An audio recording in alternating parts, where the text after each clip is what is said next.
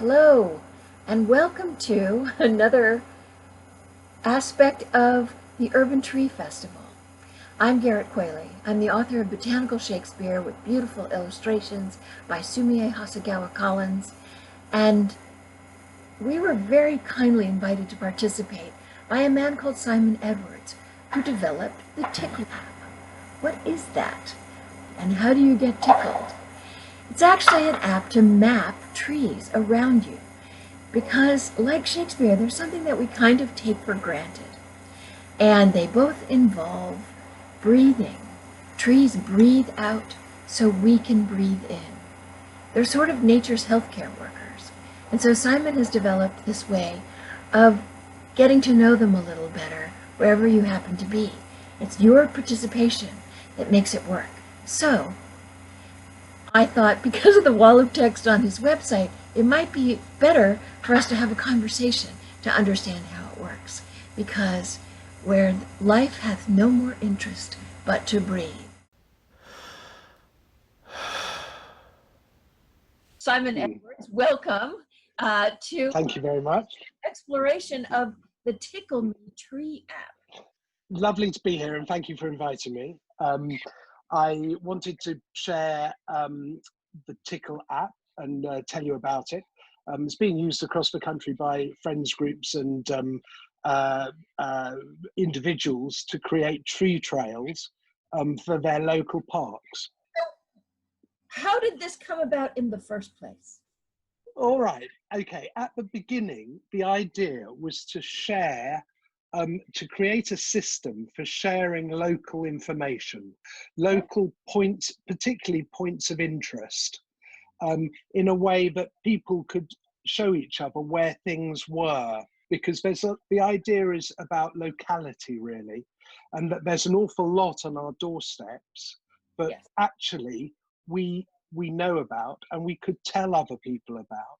And if they found and appreciated the things around them a little bit more, everyone would have a better time. Okay, what I love about this idea is the thing that I think trees and Shakespeare have in common is that there are things that people take for granted. Shakespeare's always there. Oh, I know that. Oh, yeah, to be and not to be. I know that. Oh, yeah, the trees. But now, in this particular situation we're in with COVID and the people in lockdown or quarantine or whatever they are, Shakespeare has exploded. So many free shows and theatrical experiences online that were not available before from the National and the Globe and the public and multiple areas. There's even one called Sofa Shakespeare. Did one called Shakespeare with Benefits. So everybody's Shakespeare, and people I think are noticing nature like they had kind of taken for granted before. Some of us can't go outside except for limited periods of time, so of course desire to be there. This focus on breathing. COVID is about the breathing, and trees sort of are there so we can breathe. So we can inhale, vice versa. And it's sort of this lovely symbiotic relationship. And maybe we should care a little bit more about this aspect that we're in a very close living relationship with. So, having said that, when did you shift from, oh, this is something interesting, to trees specifically? Well, I didn't really shift it.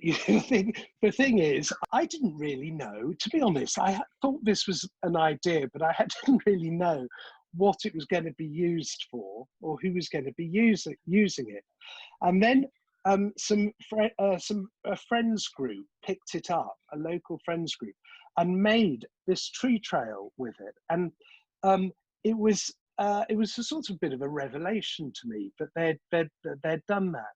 And actually, thinking about it, it makes a whole load of sense, because actually people, as you say, Gerit, trees, I think, are a bit of a like wallpaper in our lives. Yes. And actually, or can be. Behind you right now. and actually, like the stuff behind me, this is wallpaper. Exactly, these are trees. But what trees are they? Actually, it's a really good point. You know, what are these trees? Okay, the ones on this shoulder. Okay, no, this side. They are lime trees. Okay, and the ones on this shoulder In are Shakespeare. plane trees. Okay, Also in Shakespeare. or as exactly. So say Sally, whatever, has gone to Wandsworth Park. I know you did one on Wandsworth. Let's pick another. Yeah. James Park. And she's going through there and she's enamored with this tree or that tree, and she wants to make Sally's path through St. James Park. Is that what she would do? She can do it. And I'll show you in just a couple of minutes how that can be done and just how easy that can be done. Okay. And if she doesn't want to do that, she can follow Bob's someone else's trail. Okay. And the more attached they are to the locality, the more involved they are with the locality, the better that is. The better sort of quality it will be. So a friends group has a real interest in understanding the trees, following the trees. Perhaps somebody who just drops in and drops out isn't the best person to be doing that. They might do one on their own street or in their own patch. But the person looking after the area, or with a special interest in it, will create something really amazing, absolutely amazing, and will open it up for any visitor that goes there. And, you know, don't underestimate, a tree trail doesn't have to be somewhere. You mentioned St. James's Park and Wandsworth Park. These are beautiful London parks. I recommend you visit them, and the Friends group's fantastic. But a really good tree trail is just the trees along your street. You know, why not just make sure when we started this and I realized it was becoming a tree, there were going to be trees all over it. I went along my street and I asked people what the tree outside their house was. Okay. And as they were coming out of their front garden, or, you know, when I caught them in their front garden, and nobody knew what the tree was. And I said, look, you know, I'm creating this system that's gonna, you know, could easily be used so that we could tell you what, or one of the tree wardens in the street could tell you what these trees are. And they say, do you know, I don't know what the trees, but I would really like to know, you know, and that's what it's about. You know, you don't have to go more than 20 feet from your front door to find something extraordinary that you knew nothing about. Okay. Well, it's funny, I was just thinking, we were talking that we in New York hang out of our apartment building windows every 7 p.m. and yell and scream and ring bells and for the healthcare workers. And I keep noticing every day the trees are more and more in leaf. And I don't know what they are. Wow. Blooming. And why? But we don't have, I don't think we have tree wardens that would, what's the tree warden? Okay, so what's a tree warden? That's a very good question. So there are loose networks of individuals who take an interest, just ordinary citizens who take an interest in their local trees. Okay, tree wardens. These were people set up by the Tree Council of Great Britain some years ago. I'm afraid I don't know the history of it very well, but the Tree Council looks after the tree warden groups. Having said that, the Tree Council tree wardens, for each one of those, there are lots of people who look after trees and are interested in trees who aren't officially tree wardens. Right. So there's a big network of people out there who actually are interested in their local trees, would call themselves tree wardens, but may not be affiliated to an organization. They are rapidly becoming affiliated with TiCL, okay? Because they've got an outlet for their knowledge, which is brilliant. Okay, that's the fantastic thing to. But first of all, two things about TiCL. three things. One, Three things. can it be international? Oh, it is international. It's open everywhere. I must say, it's mainly used in Britain and in Europe a little bit. The other thing is, now you said that it's free, there's no cost, all this stuff. So did you bear all the cost of? Yes, 100%. Okay, well that's very 100%. of you. And you're a GP, right? I am, yes, actually, I am. And so, is this connected to your? There's no direct link, Gerit. I think I must say I've been a GP for a long time. I think if one thing general practice does is sort of gives you an idea of locality and location, and a strong awareness of that. And I think I'm quite a believer in localism, and I think a lot of today's problems are to do with a lack of attention of locality. Yes. And I think a lot of times localities could sort out stuff for themselves, you know. And I think that idea that we can help each other locally is something to do with me being a GP. I don't know. Although actually, in somewhere in Bermondsey, somebody has put a lot of locations that are to do with health and natural health on a map, and that's got it on our map, and that's got an implication for health, obviously. And they were very simple things. They were things like public toilets and benches and as well as some self-help places people could just turn up. Well, that was my question is, even though it kind of evolved in this really wonderful way into trees, you can have points of interest and other things on there as well, right? It's up, as I say, it's about creating a map and navigation to help tell a story. The story you tell is up to you.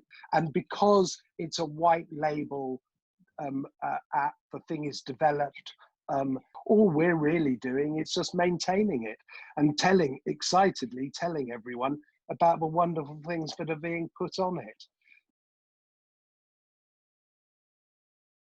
White label means, all by that I mean, if one was thinking of creating an app for one's location, say a trail of trees in Wandsworth Park might have to develop a solution for that, a website and an app.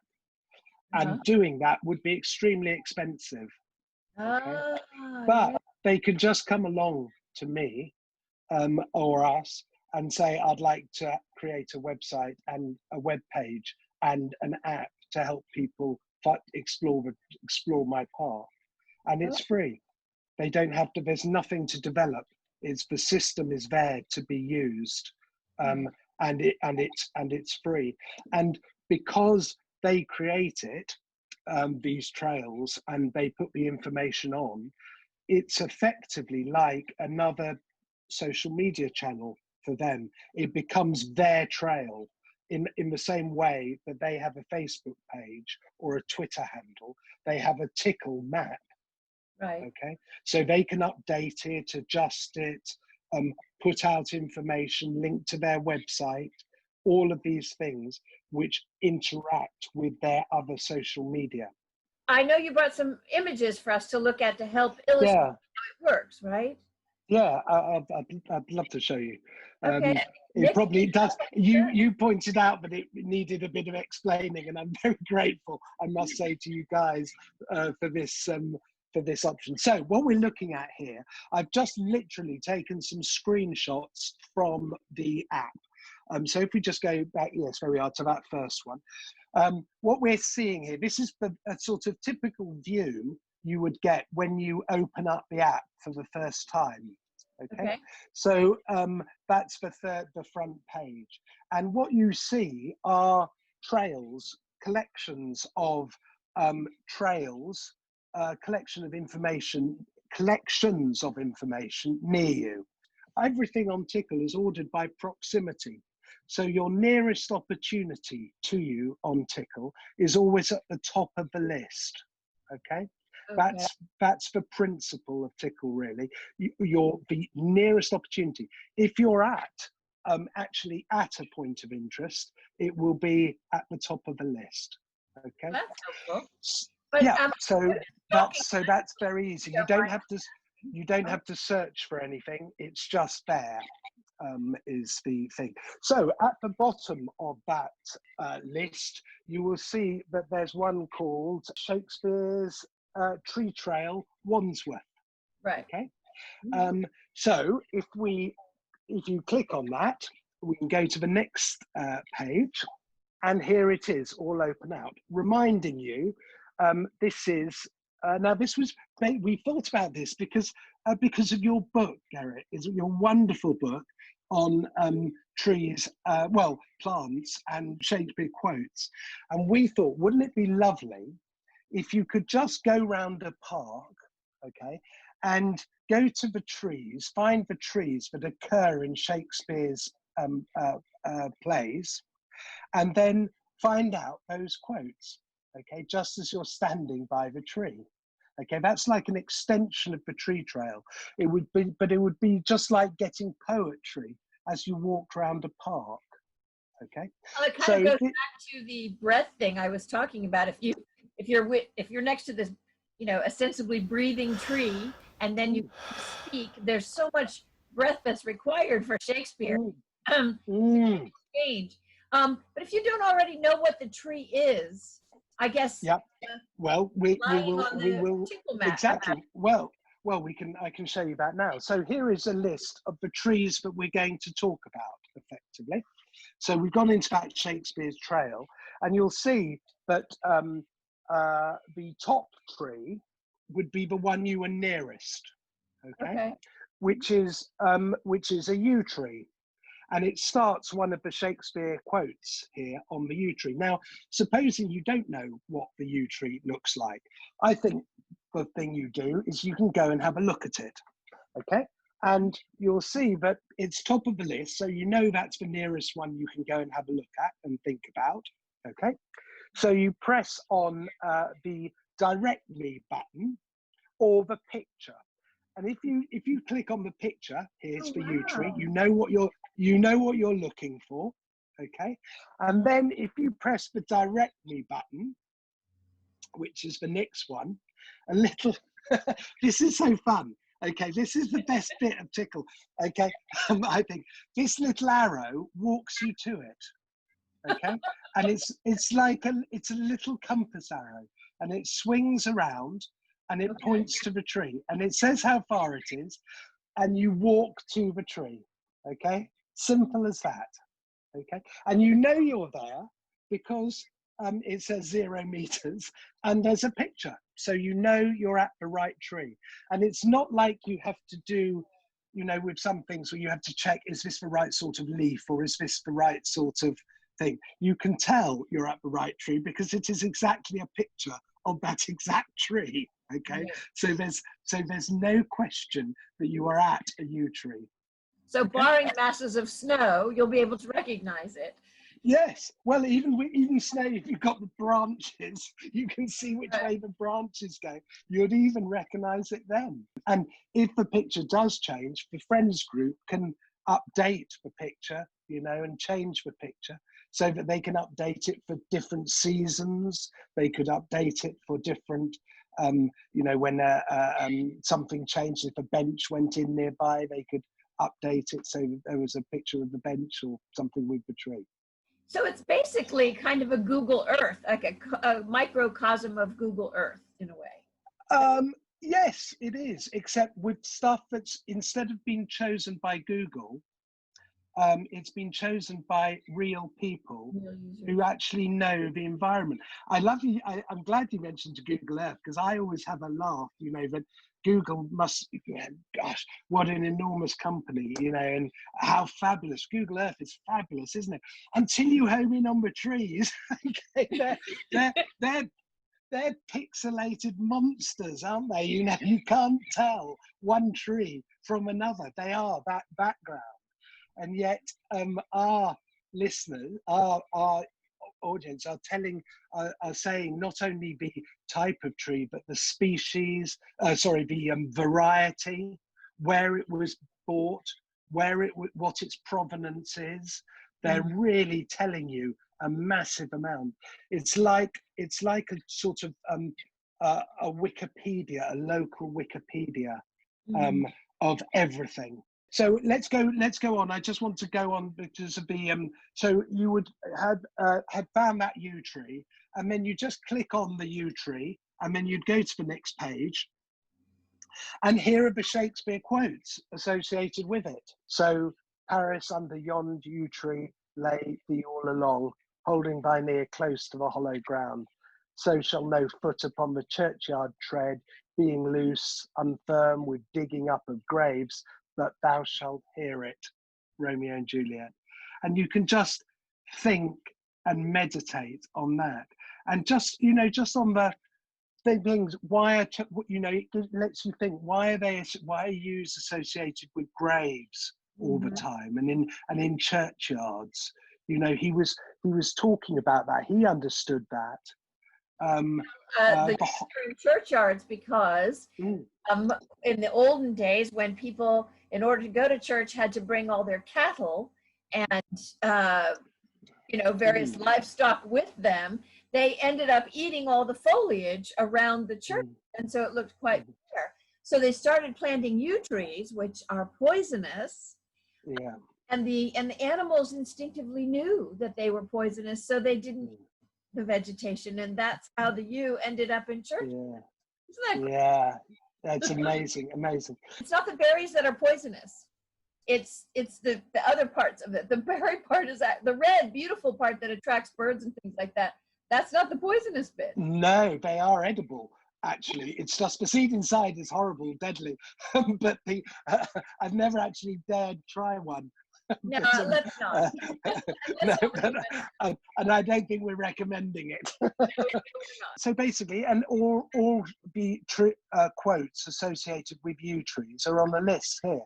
So you can just go down and think while you're at the tree, while you're looking at the tree. It's just a way of thinking about the Shakespeare quotes. There's also, I should say, for more information about the tree, each of these points of interest has a web link, so you can go, say, to the Woodland Trust and find out about the sort of the science of the trees. But this is more about the poetry of the trees. Do you know? Yes, of this course. is more about the meaning that has been given these trees. That's why I wanted to show you this Shakespeare trail. That's why you know, this is the one you've inspired from us for the Urban Tree Festival. Do you have more images to show us? Yes, I just wanted very quickly, if you don't mind, to show you how easy it is to create one of these trails. Okay. This is really boring slide, and but I only wanted to show you it because you put in a tiny little bit of text at the top, like this is a Shakespeare's tree trail, okay, and read the quotes below, and then you take a picture, okay, of the tree, and then you press submit, okay, where you're standing by the tree. And the whole system does everything else for you. If you go to the next slide, this is just the way you would add subsequent things to the trail. So subsequent trees or quotes to the trail. A little text box where you put in what you want to say, and a way of uploading a photo, and again pressing submit from where it is. And that's it, done. If I propose to my boyfriend or girlfriend in that, are there multiple pictures of the same tree that do people? For the trail, you have one picture. Or this is where you propose to your boyfriend. How about we create a lover's trail? Okay. How about we add the place where and pictures of couples and where they proposed? Yes. Okay. And yours is the start of that. Wouldn't that be lovely? You've just come up with that idea. And and that point, then somebody else in the future can go around and go, oh, this is where we propose to so and so, and this is where, But that's telling a bit of a story about love in the park.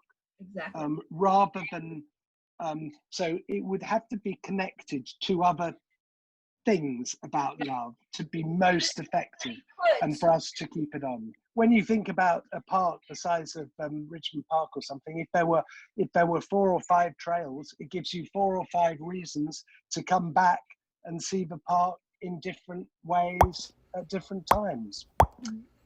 So we're quite happy to have lots and lots of different trails in one park, and there can be cross sort of pollination of them as well. Actually, it comes a little bit later, but one trail can link to another and connect with another, so that you're led on through and into different stories and different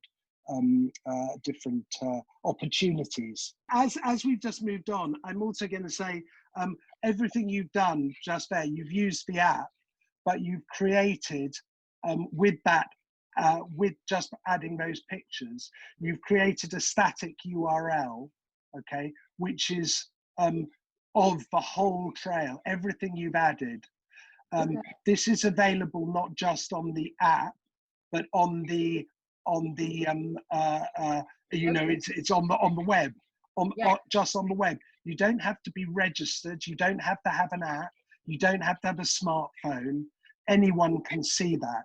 So it's been published to the web and is your own map. So if Wandsworth Park do that, this is branded effectively from Wandsworth Park. We branded it with your lovely picture of Shakespeare's trees here. But Wandsworth Park, if they had done it, that page would be branded as if it was their, and indeed it is, their own park and their own page, and connects with their stuff. They've created the story, which is a story of Shakespeare in their park. They've created navigation, a map that shows people around their park, and they're telling a story of Shakespeare, and they've created a way of for people to navigate around the park and find the trees. And that's what it's all about. That's exciting. It's exciting to me. I hope it's exciting to other people. I don't understand the part where you don't have to have a smartphone or an iPhone, because don't you have to have that to access the map or to put in the trees of your own? If you're creating a trail, you definitely need the smartphone and the app. Okay. No doubt about it. But once you've created, the thing you create is available both on the smartphone but also on the web. Right. It's not like you've locked it app. you've actually freed it to the web. Okay. So that anyone can look at it. So in these days of where we're all stuck at home, actually there is a way of looking at the trees of Wandsworth Park from your computer. And if you had that where you live in New York, Gerit, you would know what that tree was that you're waving at and clapping at every day, because there would be a map.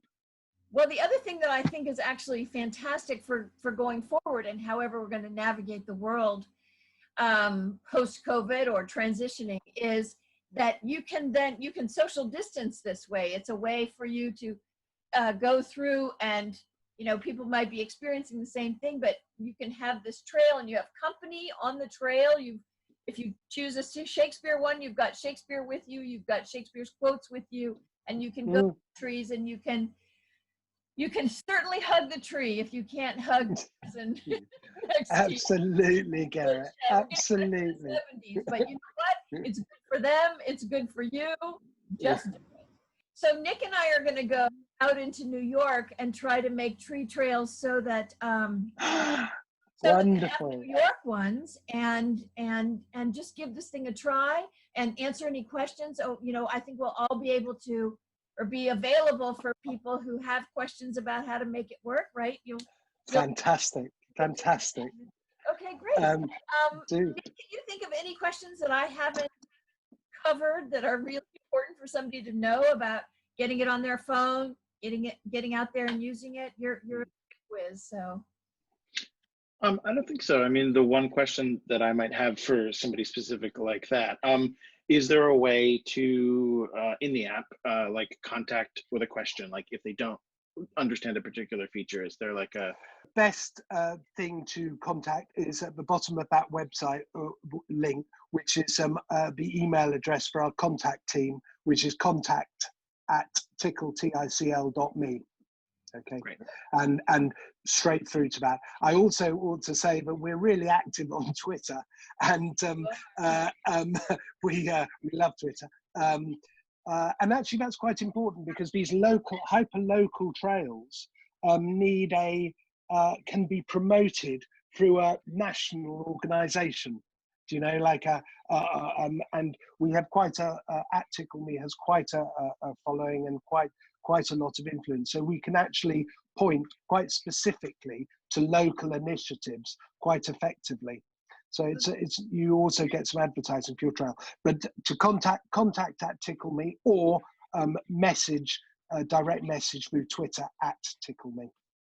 Okay. Well, great question, Nick. Great answers, Simon. Thank you so much for doing this. For people like me who go, I'm not quite getting this. Help me. So now hopefully we've expanded the ability to get out there and find your tree. And have fun with it and share it and love it, Gerit. Thank you. And find us all on Twitter and Instagram and Facebook and all that stuff, and we will. Yeah. And can we say join us all for the UrbanTreeFestival as well? Festival starts the 16th to the 24th. It was in person. It's going to be online. I'm amazed at how many different programs there are, from meditation and yoga to histories of trees, poetry, other poetry besides Shakespeare and trees. Poetry. So many different things. Yes, exactly. Yeah. Thank you. So fantastic. Join the Urban Festival coming up. And thank you. That's it, Nick. Wonderful. Thank you. Gerit, thank you so much. Thank you, Simon. See you soon.